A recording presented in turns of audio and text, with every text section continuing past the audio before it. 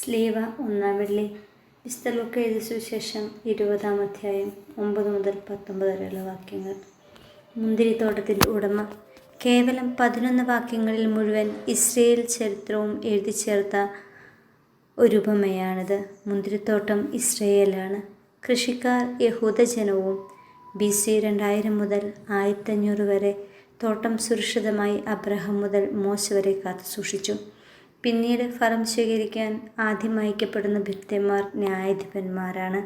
BC 1500 to 1000. തുടർന്ന് BC 1000 മുതൽ 500 വരെയുള്ള രാജാക്കന്മാരുടെ കാലമാണ് ഫലം ശേഖരിക്കാമെന്ന രണ്ടാമത്തെ പ്രത്യേകണം.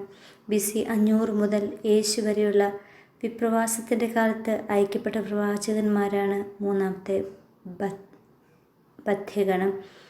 പക്ഷേ മുന്തിരിത്തോട്ടം കാത്തുസൂക്ഷിക്കേണ്ട പുരോഹിതഗണവും ഒത്താശ ചെയ്തു അവരെ പേടിപ്പിച്ചു.